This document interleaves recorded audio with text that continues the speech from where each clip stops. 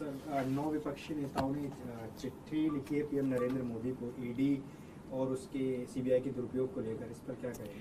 देखिए, इस वक्त देश प्रधानमंत्री जी की जो कार्यशैली है वो ये हो गई है कि देश के अंदर किसी भी राज्य में अगर विपक्ष की बीजेपी के अलावा किसी सरकार होगी तो उस सरकार को काम नहीं करने देंगे। ये बहुत ज़्यादा खतरनाक है।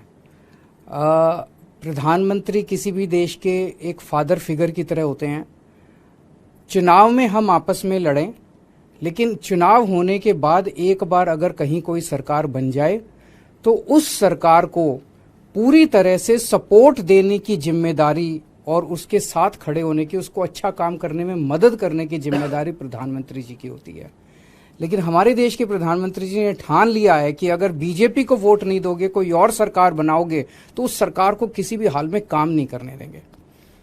एक तो वो ये करते हैं कि अगर किसी और की सरकार बन जाए बीजेपी के अलावा तो उसके सारे नेताओं के ऊपर ईडी और सीबीआई छोड़ देते हैं, उनको गिरफ्तार कर लेते हैं, उनको तरह तरह से प्रताड़ना करते हैं, तरह तरह से तंग करते हैं, उनकी पार्टी तोड़ देते हैं, उनकी सरकार गिरा देते हैं।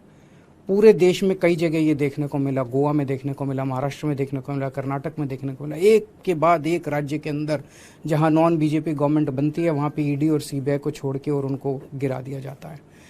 ईडी और सीबीआई को छोड़ते हैं, नेताओं को डराते हैं। अगर नेता बीजेपी में आ जाए तो सारे मामले बंद हो जाते हैं। हेमंत बिश्व शर्मा, जो इनके ऊपर पहले सीबीआई और ईडी के इतने मामले थे, शारदा कांड था शायद उनका, उसके अंदर वो फंसे और जैसे ही वो बीजेपी में आ गए सारे मामले खत्म। तो या तो वो पहले निर्दोष थे और या दोषी तो थे लेकिन बीजेपी में आ गए तो सारे मामले खत्म। उसी तरह से शुभेंदु अधिकारी का मामला आता है, मुकुल रॉय का मामला आता है, नारायण राणे का मामला आता है। अभी उद्धव ठाकरे जी की पार्टी से जब इतने सारे एमएलए तोड़े गए तो कहा जाता है कि उनमें कईयों में सीबीआई और ईडी के मुकदमे चल रहे थे जिनको ठंडे बस्ते में डाल दिया गया।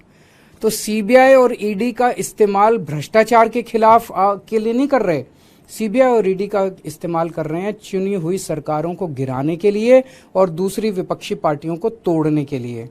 दिल्ली के अंदर जिस तरह से इन्होंने मनीष सिसोदिया जी और सत्येंद्र जैन जी को गिरफ्तार किया, दोनों के पास शुरू में इन्होंने बहुत लोग भेजे कि केजरीवाल का साथ छोड़ दो और आप भारतीय जनता पार्टी के अंदर आ जाओ। केजरीवाल आज अगर वो दोनों मेरा साथ छोड़ के और बीजेपी में चले जाते तो आज वो जेल में नहीं होते, उनके ऊपर किसी तरह के मुकदमे नहीं होते। तो जाहिर तौर पे उनके ऊपर जितने मुकदमे हैं सारे झूठे हैं, लेकिन वो भी डटे हुए हैं।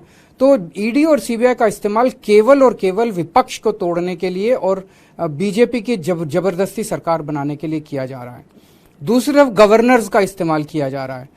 मैं स्टैलिन साहब से बात कर रहा था, 20 से ज्यादा बिल जो विधानसभा ने पास कर दिए उस पे गवर्नर साहब साइन नहीं कर रहे। केसीआर साहब ने अभी कल सुप्रीम कोर्ट में केस किया है कि हमारे बहुत सारे बिल गवर्नर लेके बैठे हैं, उस पे साइन नहीं कर रहे। पिनरई विजयन साहब के कई सारे वाइस चांसलर्स की नियुक्ति उन्होंने रद्द कर दी।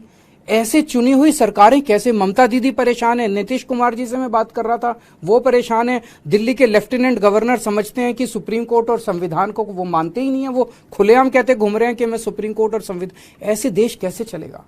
तो अगर देश का प्रधानमंत्री नॉन बीजेपी सरकारों को काम नहीं करने देगा और अवरोध रोज पैदा करेंगे देश के प्रधानमंत्री, तो इस तरह से तो देश के लिए बहुत खतरनाक स्थिति है।